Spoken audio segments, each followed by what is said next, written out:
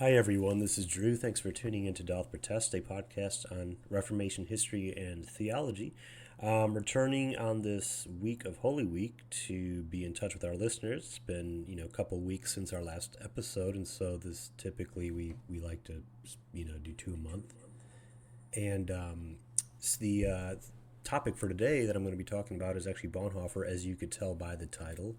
And why am I doing that? Well, I'll get into that. Listeners will know that I did an episode on Bonhoeffer already on this podcast. It was more so about the movie Bonhoeffer, which came out in 2024 from Angel Studios. It was a well-received, popular movie in many ways. Also had its share of criticisms and I guess controversies. And I get into that in that first episode, which I think was titled "Thoughts on the Bonhoeffer Movie." And so, if you're interested in, that's still, of course, up in our archive, and you can go back and listen to that.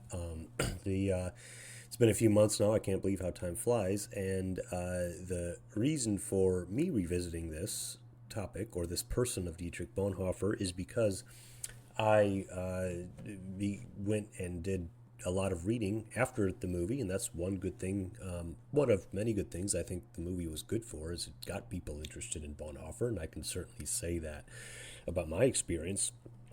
I went and read Bonhoeffer, both primary and secondary works, like biographies, on my own, and became even learn more about his story and began to appreciate him even more. And I mentioned this, I think, in that first episode. I was sort of ashamed that I hadn't really read a lot of Bonhoeffer or about him, considering the direction that my own doctoral studies has taken.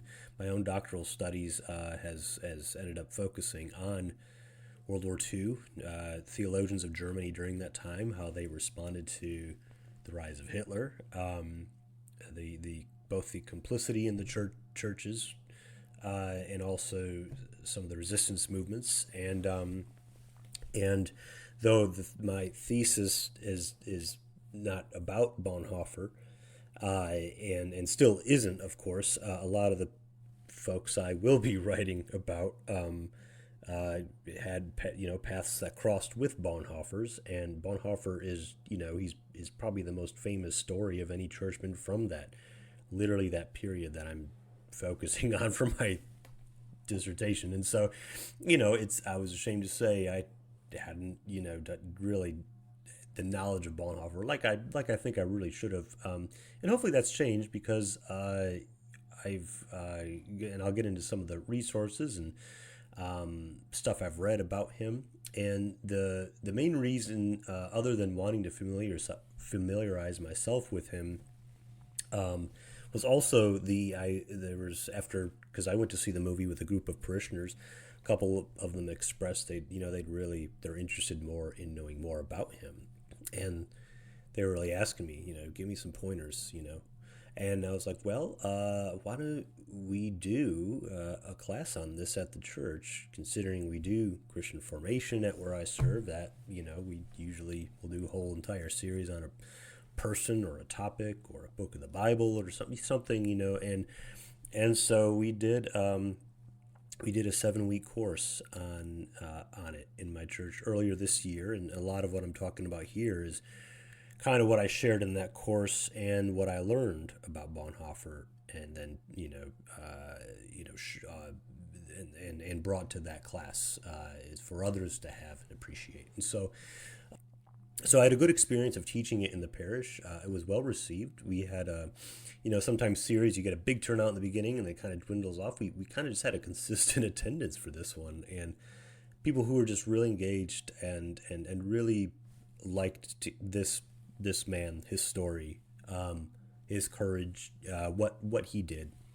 And it's even more interesting once you get into all the resources. His life is even more interesting than what the movie started to kind of scratch the surface of. And I'll get more into my thoughts about the movie. I still think it was an overall good movie. But yes, I had a good positive experience of teaching it in the parish.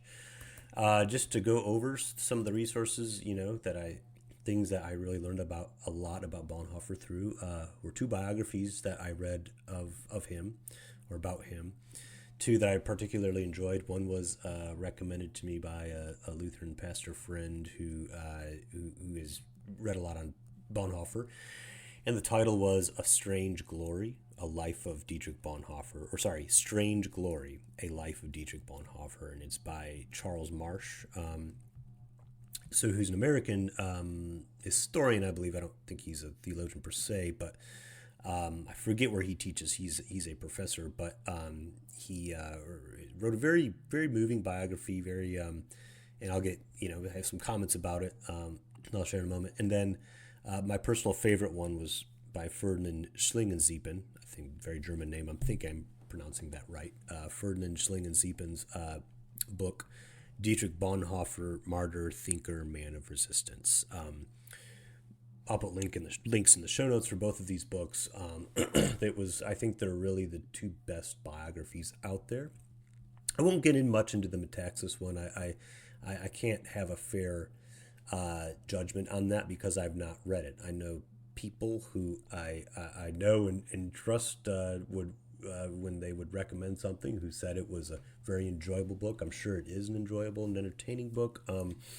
I think, Eric, I think you have to, people who may have political disagreements with Eric Metaxas, because, he's known for the sharing of his political viewpoints. People who have that can understandably may have a reservation about reading his book about Bonhoeffer, but from what I've gathered, I really don't think, I don't imagine that his Bonhoeffer book is some right-wing manifesto. I think, and I touched a little bit on that in the movie, I think people are a little bit he wrote a popular level biography of a person. If you do or don't like his own politics, fine. And he's definitely written those and other things about his views, but I can't imagine that Bonhoeffer book, like I said, is some political manifesto of his.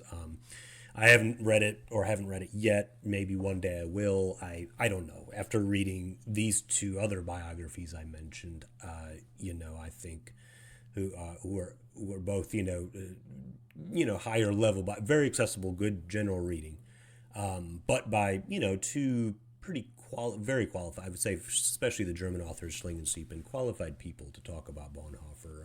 Schlingensiepen was had known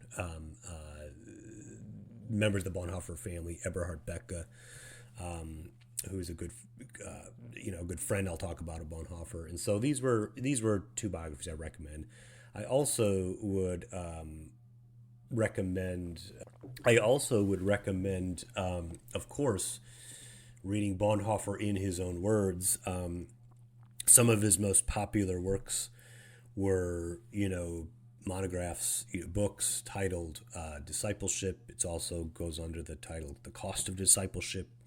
His book Life Together. Those are probably his two most famous ones. Letters and Papers from Prison, of course, has been a popular work of his because that's his, by the title, one would be intrigued to read that. And his book Ethics, which is my personal favorite. Those four I mentioned are usually the top big ones. All four of those and more are available in a 16 volume, I believe it's 16 volumes. It was written and they started to put it together in 1991 and they finished it in 2014. It's the works of Dietrich Bonhoeffer in English, or going by the acronym as you'll see it cited, DBWE. it has some fascinating stuff in there, including a volume I'll personally mention I thought was very interesting. It's volume 9, which is titled The Young Bonhoeffer, 1918 to 1927. So in many ways, you could actually, I know it said it's called volume 9, but you could read that as almost like the first one. Kind of like Narnia. They published them in the chronological order, and the published order may not align. But yeah, that 16-volume work, Dietrich Bonhoeffer, it's kind of maybe a pricier read. You might want to just go get more popular editions of some of those key works like Life Together, Ethics, if you're not willing to spend a whole ton of money. Of course, years ago, this is, again, another embarrassing point, I'll admit. I owned all of these electronically, not physical, but I owned them all electronically through Logos, which is a kind of a Bible study tool, theological reading tool that a lot of pastors and seminary students, things will use. Has a really cool interface. It's a software you can either download and use or use just on a browser. I know there's subscription rates for that. I don't subscribe personally. I never have. I've used the software for free through the browser, and over the years I've bought certain packages from them. And this, I apparently owned all 16 volumes of Bonhoeffer. I don't think that would have come free with it. It was probably in one of the packages that I bought. And I just didn't realize it. So when I discovered that, I was very grateful, and I was like, okay, I have literally all his works here. And there's also Fortress Press does readers editions of the Dietrich Bonhoeffer works in English as well. You can maybe type in Bonhoeffer Works Readers Edition Fortress Press on Google, and it'll point you to those. And those are, the straightforward writings of those, and with good introductions for someone coming to Bonhoeffer for the first time, and price-wise, probably less. So, sorry, but didn't mean to go into all that detail on the resources, but it's important if you want to get to know this very important person in world history and in the history of the church. Though that's what you go to. So, and again, I recommend overall seeing that movie, and the movie did a good job, I think, scratching the surface.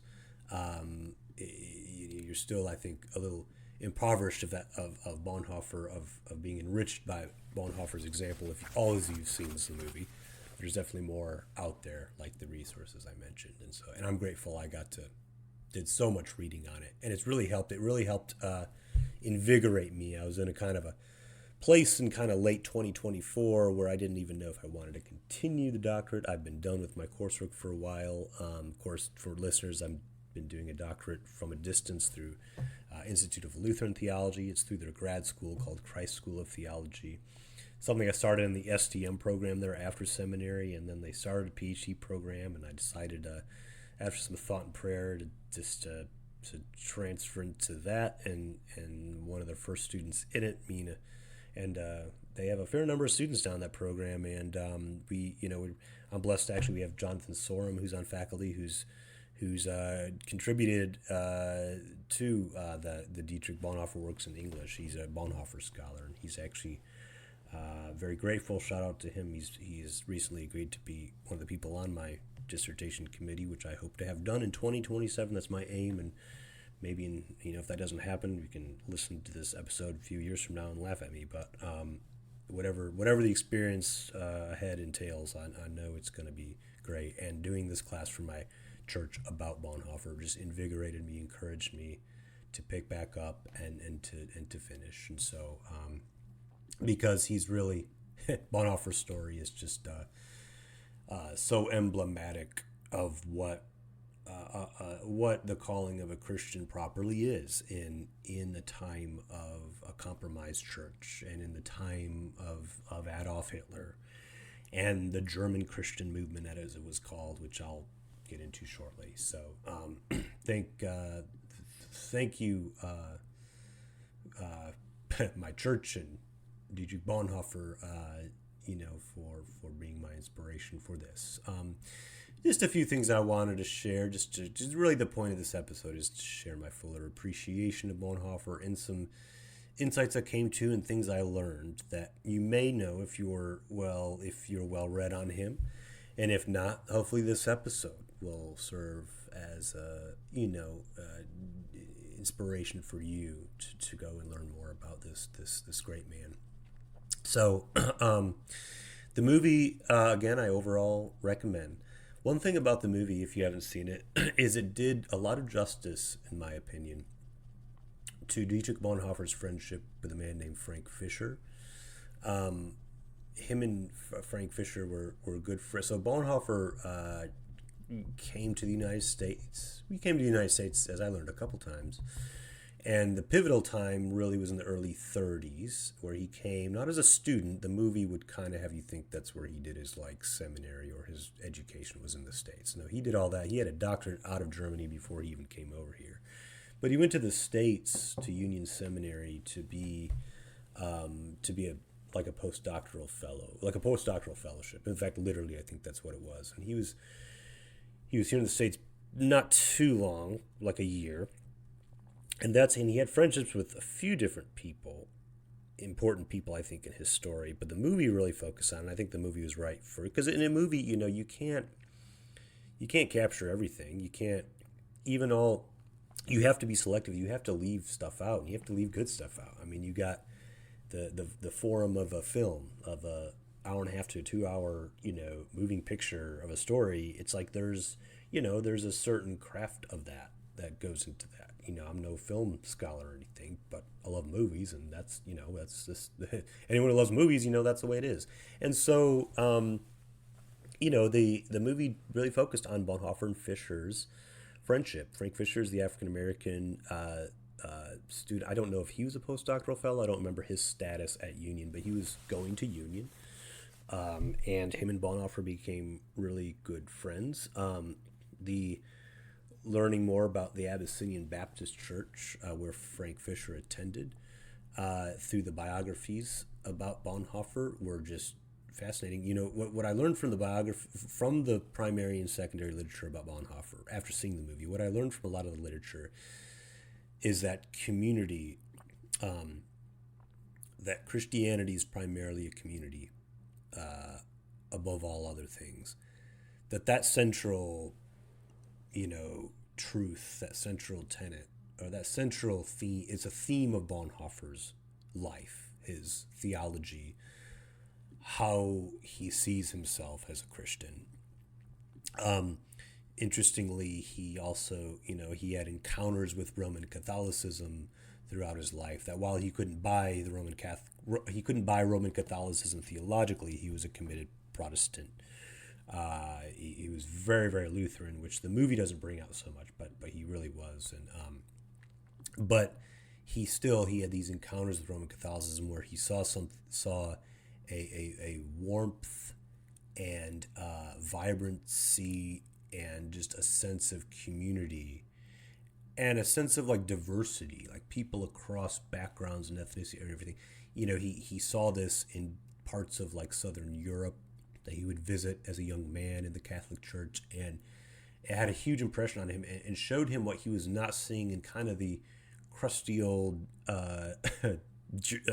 churches of northern Germany, and of the kind of the hollowed out, churches and we'll get into the reasons for that he experienced from home, and of course a lot of those churches were just ripe for a takeover of a foreign ideology, which is what happened when Hitler came. But so Bonhoeffer had this incredible experience that made his faith come alive in both in his encounters with Roman Catholicism and his encounters with, I guess I'll just call it, the Black Church. I mean, I know it's controversial. Martin Luther King years ago, dreamed of the day that we wouldn't be calling churches white churches versus black churches.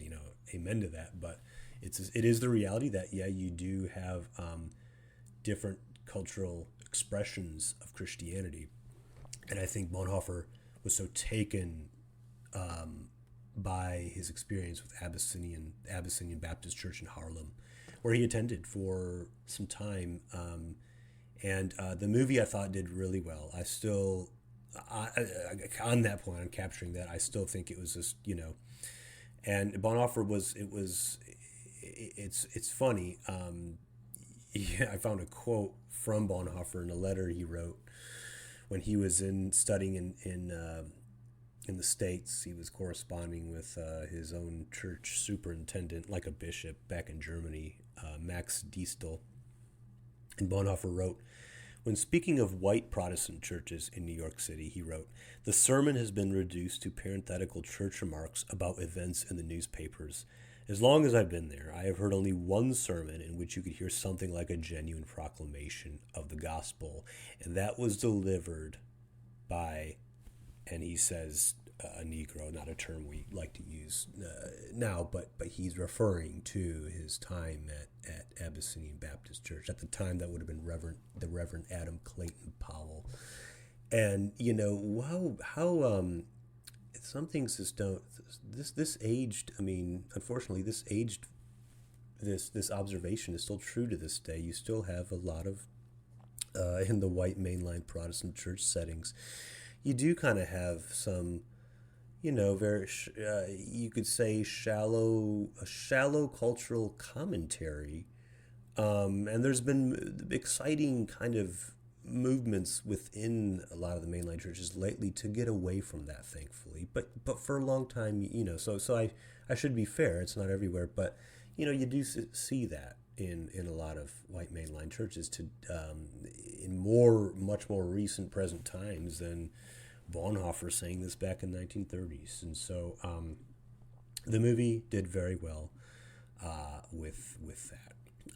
I want to get into parts about Bonhoeffer's biography that you wouldn't know from the movie, at least from what I recall. You wouldn't learn necessarily from the movie, but you would learn from the literature. From, again, the Charles Marsh biography and Schlingensiepen biographies are both great. And as well as reading Bonhoeffer's own works that he himself wrote. The biographical parts that I really learned, that I really enjoyed, and it shed so much more light. It connected the dots for me for Bonhoeffer to see where he's coming from. The movie didn't really show his theological formation so much, and to be totally fair, you can't really do that in a movie. And so this is where I'd recommend with the literature, and especially for people that really study theology or theological students, seminarians, grad students. I think you'd really like this because you'll find yourself, maybe if you're studying historical theology or looking at history of modern theology. What I mean by that is not current necessarily theology, but the theology of the 19th and 20th centuries. Bonhoeffer is an interlocutor with all that was going on of that broader period of all those currents of theology, of which there were many, and it's to really understand where Bonhoeffer's coming from. Yeah, you have to understand him as a Lutheran and as someone who's who quoted and appealed to incited Luther more than any other person of the history of the church, more than any theologian, But to kind of understand, you have to kind of understand generally German theology leading up to the time of Bonhoeffer, starting in the modern period. And of course, he studies at Berlin, Bonhoeffer does, and Berlin is was at that time especially an important center of theological thought. It was one of its founders was Friedrich Schleiermacher, who's sometimes considered the father of modern theology, sometimes considered the father of liberal theology, and I'll break down what that means more in a moment. Schleiermacher lived from 1768 to 1834. For him, religion, the essence of religion, or he basically the central, I don't know, what religion is it's a religious consciousness. It begins from an inborn feeling of a longing for God, for a higher power. But he frames it in very modern romanticist type of a concept of of coming to a certain consciousness of you as the creature and God above you. And, the religion basically is basically the communal outpouring expression of that. And Schleiermacher wrote at a time, of course, where he was trying to convince a lot of his fellow enlightened people and enlightened Berlin sophisticated cultured people. He called them the cultured despisers. He was trying to convince them, all these people, of the good that religion still has a place. And the theology still has a place, including in the university, because a lot of people were seeing religion as a bygone thing. So he's kind of writing an apologetic in many ways for religion, but he's, he redefines, he redefines the language of how one speaks about religion. In ways that gets him, he's seen as controversial and is seen as the founder of this thing called liberal theology, which was, trying to mediate Christianity to a modern audience in a way that they could buy it.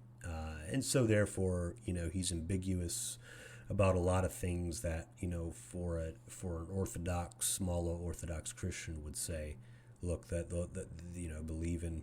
belief in this miraculous or this supernatural element is a must. You can't just redefine, like, well, actually, rather than Jesus I'm just being hypothetical, rather than Jesus doing this type of miracle or something, there's actually a better way of explaining that. Schleiermacher liked to avoid kind of that. He wanted to be very modern and everything, and so he for he's more or less the founder of this then 100-year long trajectory of academic theology in Germany, it's called liberal theology or 19th century liberal theology, and it took on many different directions and forms in that century, the 19th century, this is also concurrent with the rise of higher criticism of the Bible, right? Placing the Bible alongside any piece of literature.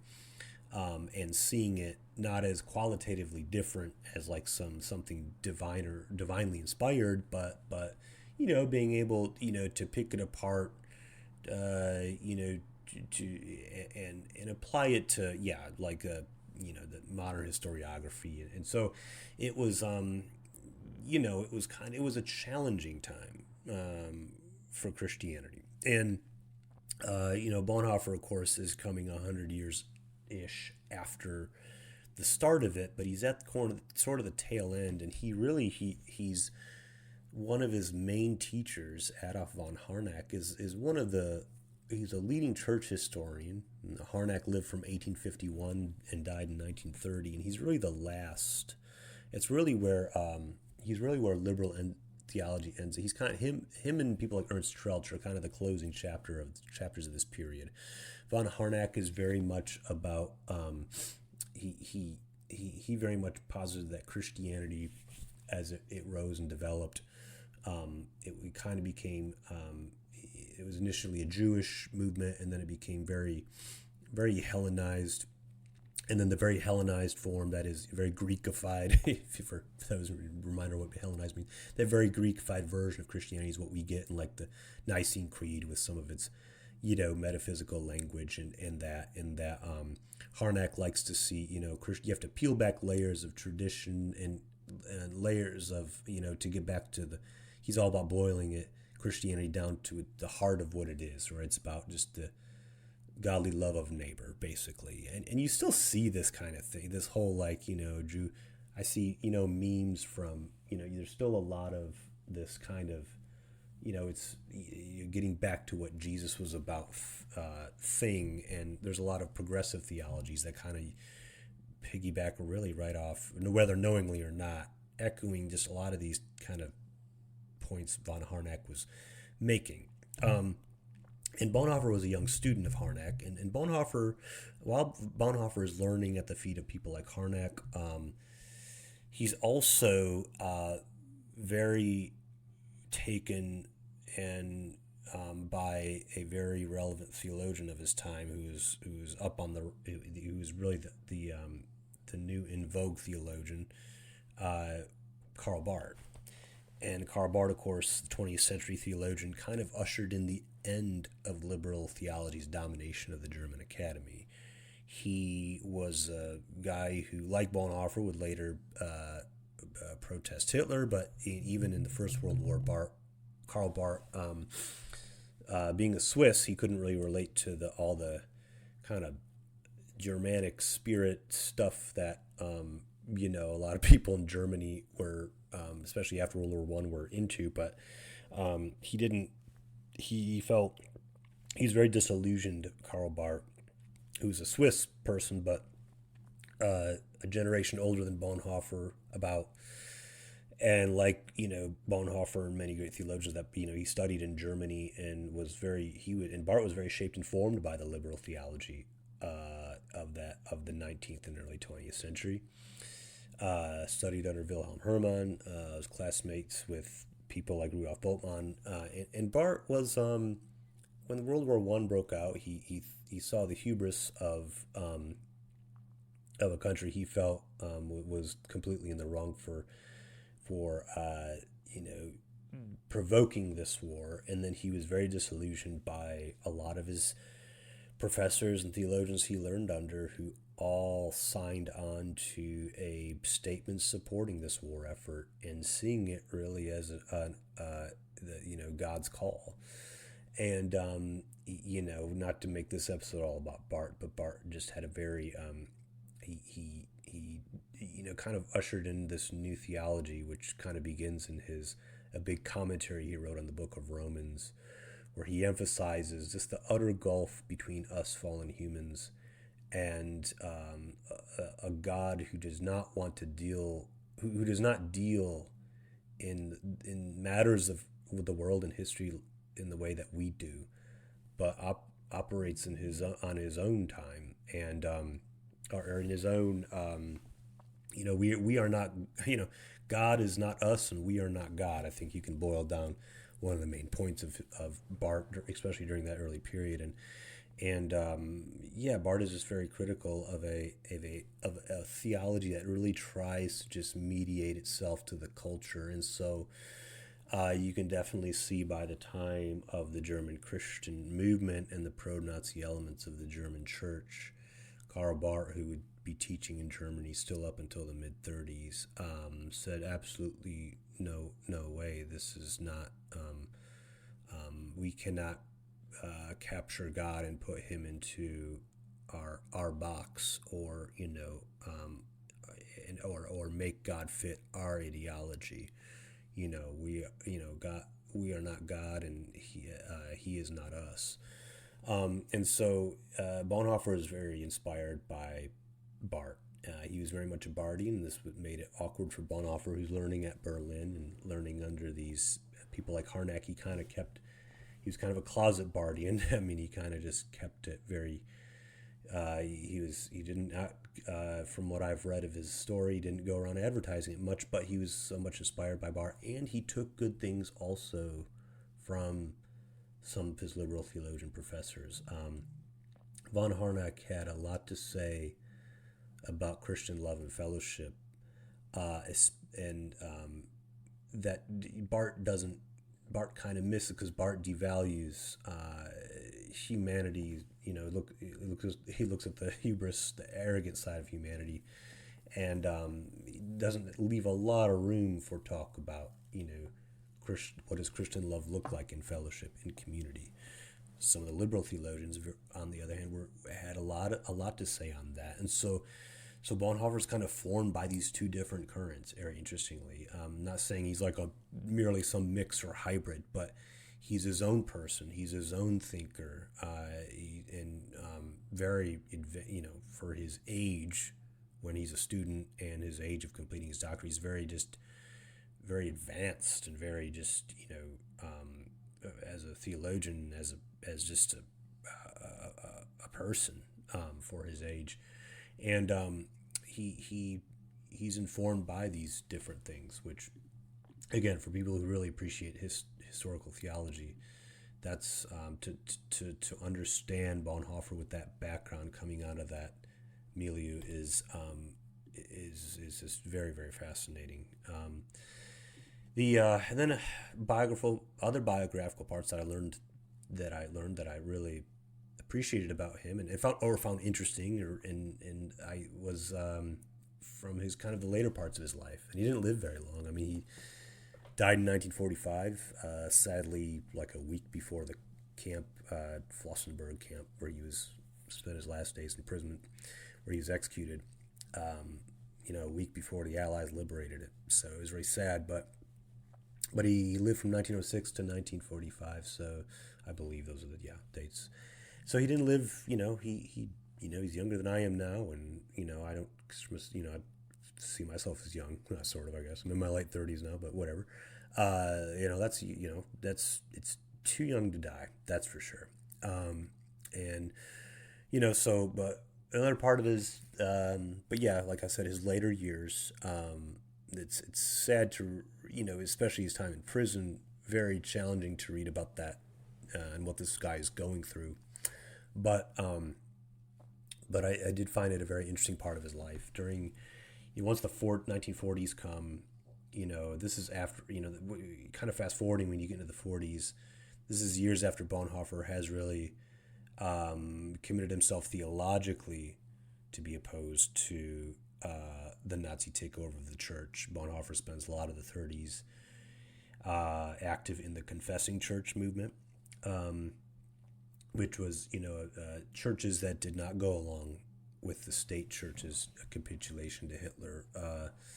The German Christian movement, I'll recommend a book for this if you're really interested in hearing, like, what was this pro-Nazi element of the church? What was the German Christian movement, as it was called, that was really organized in the early 30s, and what were these? How, because it's just, we wonder, like, well, how could someone be pro-Nazi and Christian? How do they square in the mix of symbols of swastika and cross? How does one even, like, begin to do that? And a good book is a book I'll put in the show notes. It's called A Church Undone, edited by Mary Solberg.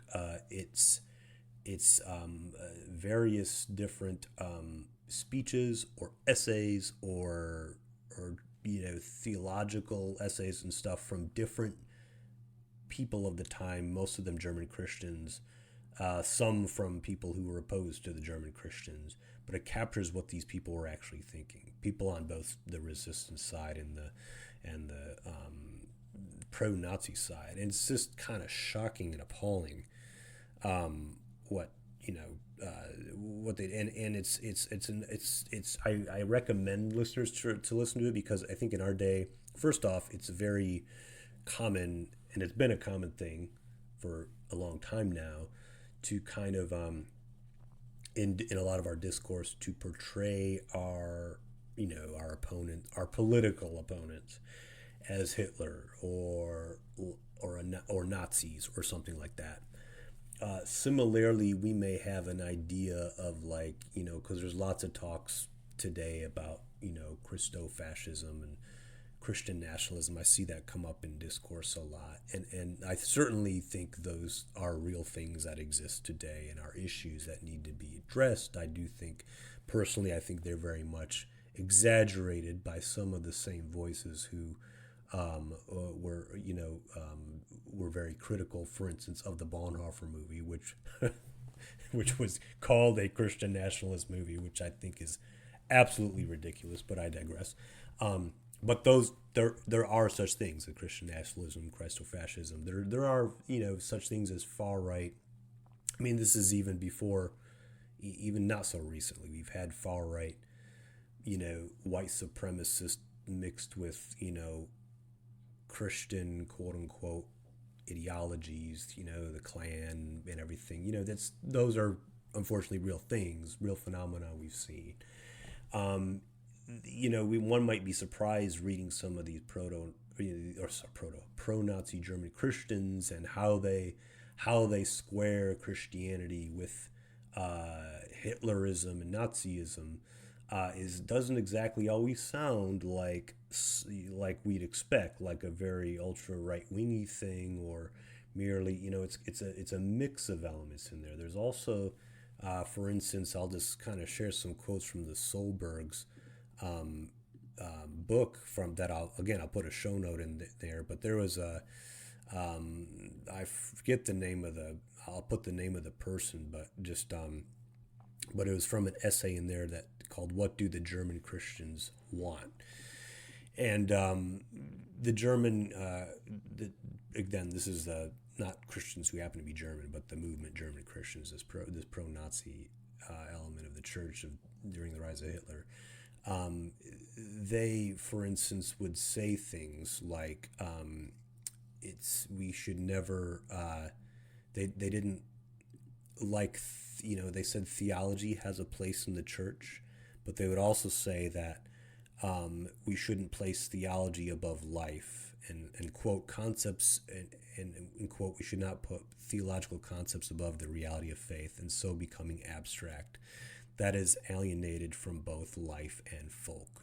Folk is a specific content, but for them, in many ways, it meant people, the people. You could hear rhetoric like this today in progressive Christian circles. Other ones, like for instance, it says, the creeds are human words and human works. They are therefore time-bound. They are only contours of faith. That is, that as expressions of God's eternal truth must change in keeping with changes in the thought and speech of different times. Given the revolutionary change that is occurring these days, the creeds also require an expression appropriate to this historic moment. Again, that sounds, I have read, you'll read similar things in like modern progressive Christian authors.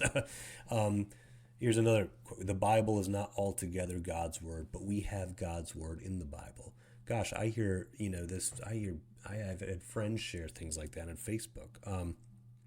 They also say, even though science disproved it a long time ago, the biblical inspiration is still defended by power-hungry priests and is therefore widely considered part of the true faith by pious congregations. So you have things that you would, because to understand these things, it's anachronistic to say, well, any Christian today who says anything like that's a Nazi, because you have to know the context of it, which I don't have all the time to get into, but I think you'll get a good idea of it again from that book, which is about the pro-Nazi Christians. And it's, for them, it's, primarily what I see a lot of these German Christians do is they collapse. They really make the Christianity is not really solely about salvation as found in the gospel. That's one part. The other part, and for them, and for a lot of them, this seems to trump the part I just mentioned. The main point of Christian teaching is almost like this heightened natural theology, where we see God's ongoing revelation in our world, not in the form of like specifically about Jesus like saving us, but because that's for Christians, but for all people, any folk of any place, God is always at work in history, and countries rise and fall, and different peoples rise and fall, and for them, they like to keep peoples distinct. They think the German people have its own special vocation versus the people from another country or ethnicity, and so for them it's very much the Christian, what they primarily proclaim is God's ongoing movement in history and his will for his different sets of people. And for them as Germans, they are concerned about how that is entailed in their vocation as a German people, to which for them Adolf Hitler is the God-given leader to help them to make that possible for them to fulfill their God-given vocation as a people, right? That becomes the main focus point for most of these German Christians, and things about they would still recognize, many of them would still recognize that the gospel, they would say, is trans-ethnical in that Jesus saves all people, right? They would, on a cursory level, agree with Paul that there's no longer Jew or Gentile, whatever. They're everyone's. Well, they certainly would say that bad things about Jews. They would discount Jews in bad ways more than just Paul saying the distinction's gone. But they would, the German Christians would really, they would still recognize that the church is universal, but for them it's like the church isn't truly universal until Jesus comes back and in the eschaton, right? Until then, we're just separate peoples, God-made race, and we are to kind of basically stick with our own race. And so, yeah, it's a very, frankly messed up ideology mixed with Christianity. That, again, as you read that, and this is the stuff, you have to know this stuff to get why Bonhoeffer was so incensed and mad about, And so, I recommend that, again, that book called A Church Undone by Mary Solberg. You'll find it maybe both fascinating and shocking to see what these different people were saying, and it makes all the sense why Bonhoeffer felt compelled to say what he had to say. Sorry, I felt like I digressed a little bit talking about that book, but again, I think it's important context. The latter part of Bonhoeffer's life, like I was saying, is very interesting. His family connections, he had a brother-in-law, Hans Dognani, I think is how you pronounce him. He shows up definitely in the literature you'll read. I don't remember him. He may have been in the movie, but he doesn't play a big major part.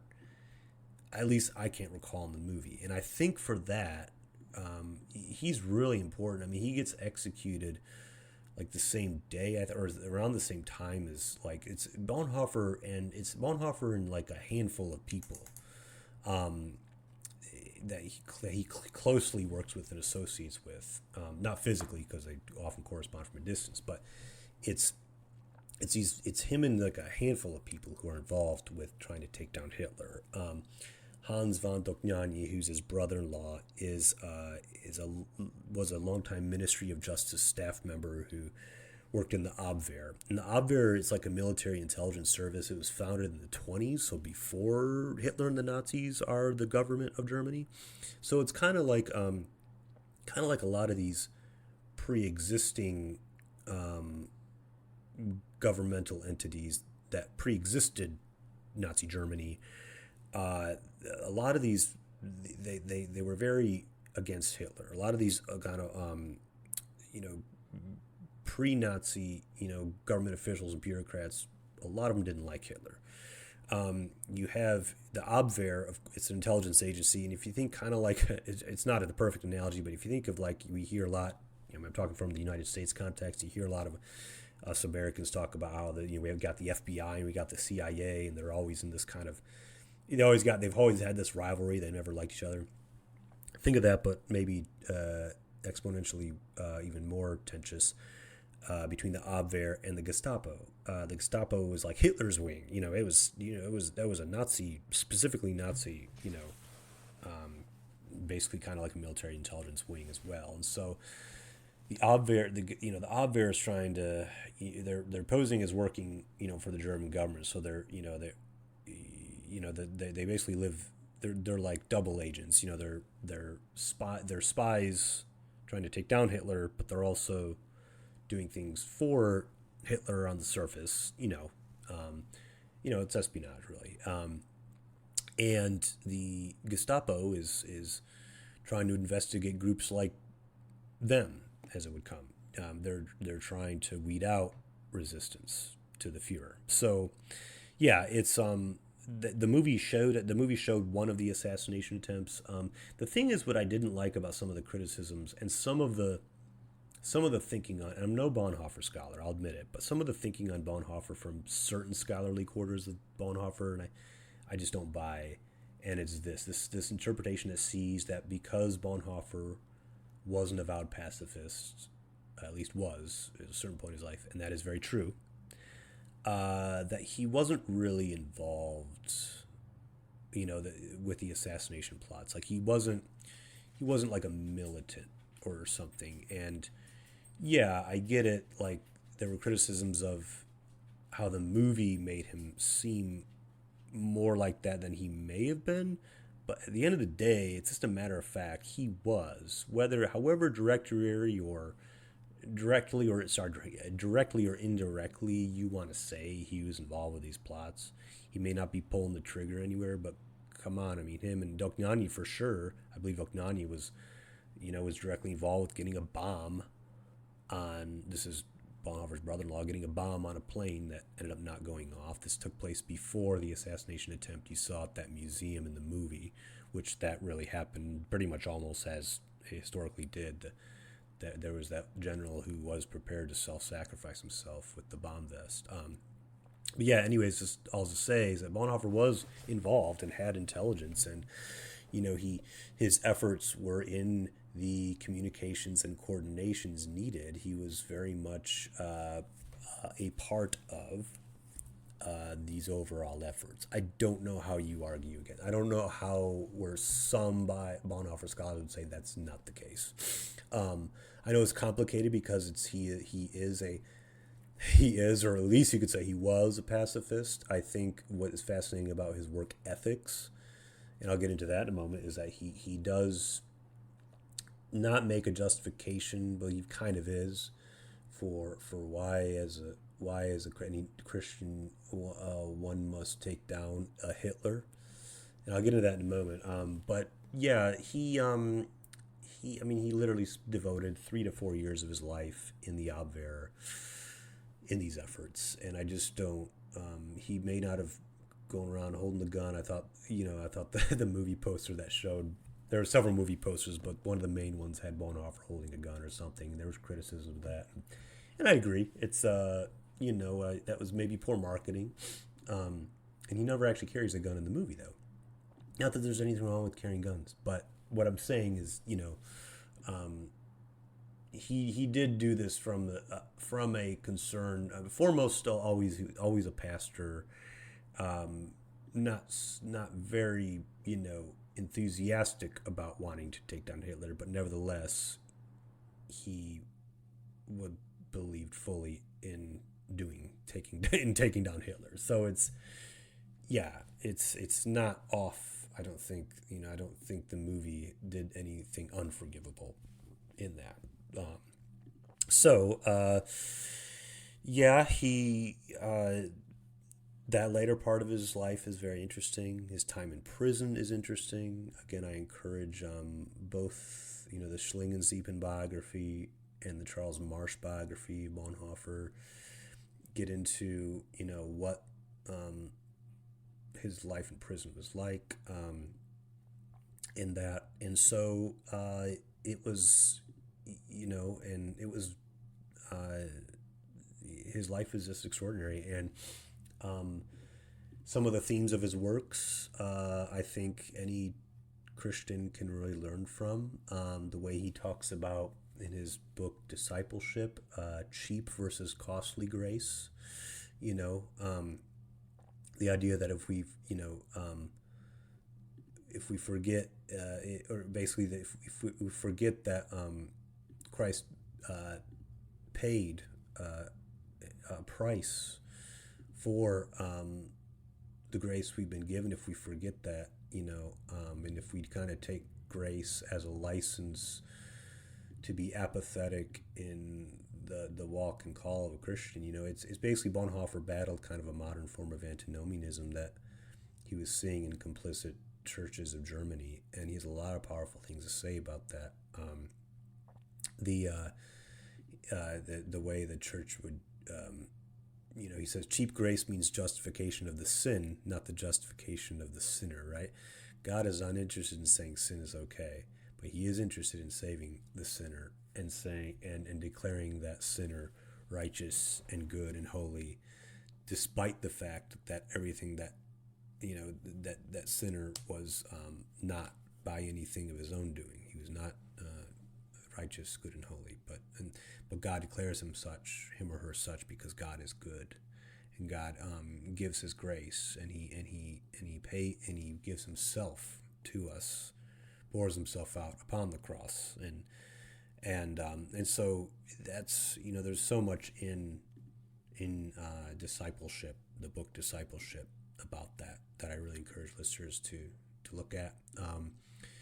The theme of picking up one's cross, kind of always a hard topic when rubber hits the road in the Christian life, when we have to bear our own crosses.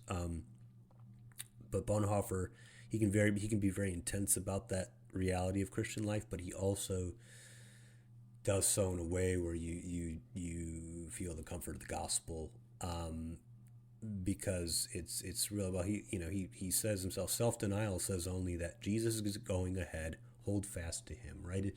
We're always reminded that we have Jesus leading the way, Jesus holding us through the cross that we bear. But if we think that we'll never have a cross to bear, that's kind of the illusion of a world-conforming Christian that he felt pro-Nazi German Christians were starting to preach that message. Ethics, I just guess last thing I'll touch on before I close with today's episode, I really do ethics, his book Ethics, Dietrich Bonhoeffer. That's my favorite book. That's my favorite work from Bonhoeffer.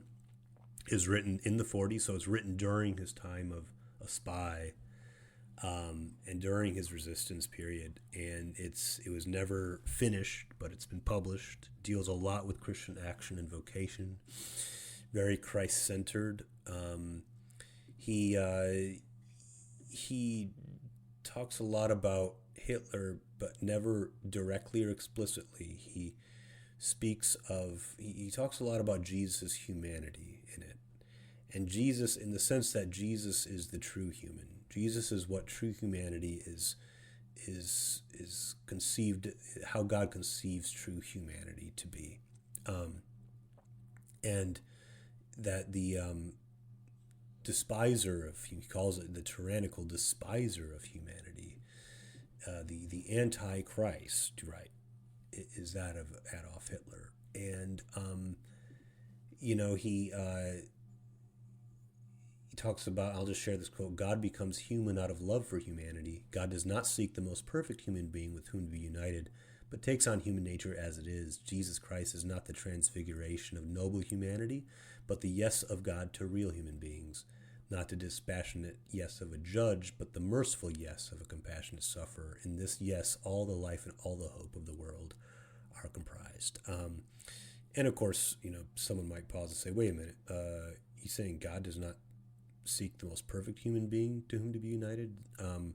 You're saying Jesus isn't perfect? Let's just kind of slow down. Bonhoeffer's not saying that. I think what he means by that is that the so often what we conceive of as high and good and noble of what a human is to be is anything but. And God is perhaps more comfortable. Well, I think Bonhoeffer definitely argues this. God is definitely more comfortable with human beings as human beings are supposed to be than we are ourselves. And the person who is, Bonhoeffer would argue, is the least comfortable with humanity is a Hitler, because he would say this. I'll share this quote before we go. It'll be the last quote I share from Ethics. It's kind of longer, but bear with me. This is what he says about Hitler.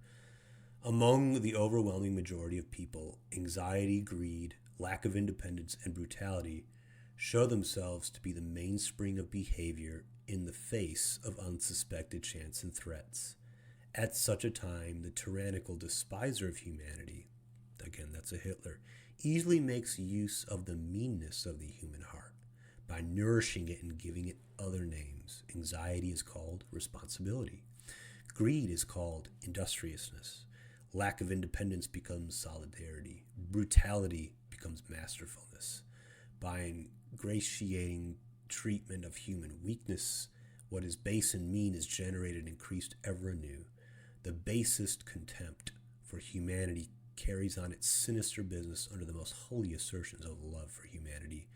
The meaner the baseness becomes, the more willing and pliant a tool it is in the hand of the tyrant. The small number of upright people will be smeared with mud. Their courage is called revolt, their discipline Pharisaism, their independence arbitrariness, and their masterfulness arrogance. A couple things I want to point out there. The Nazis were all about solidarity. And they were all about, again, they really they were all about, well, they were really about the German Christians who did try to dovetail their Christian teachings with their own. They focus a lot on fellowship. They focus a lot on community. And for them, it's the community, the togetherness, the oneness of their people, their race. And so, they but you notice in that they don't value individuality at all. And people can, I hear a lot of people say, "Oh, the Western civilization is all about individualism." Well, there's something good to value about individuality, and maybe we can get into the isms of it, but again, in that quote, Bonhoeffer said, "A lack of independence becomes solid." Hitler takes lack of independence and calls that solidarity, but it's not solidarity. And so, that not a true solidarity does not erase each of us as the important individuals that we are. So, it's again, there's a whole lot in that book to unpack. The book Ethics by Bonhoeffer. It's my favorite one personally, so I definitely recommend that one. But a lot of his works are good. His biographies are good. And I just really hope that everyone who listened enjoyed this episode, that they would be interested in just diving more into Bonhoeffer, and if not already having done so, knowing more about him and his story. And it's very inspiring, and really incredible. And so thank you those who tuned in. And for those who haven't listened to my other episode about the Bonhoeffer movie, again, it's from I think late last year, or maybe it was early this year, I can't recall, but it's of course in our backlog of episodes. So God bless, happy Easter to everyone, and a blessed Holy Week, and we'll see you soon.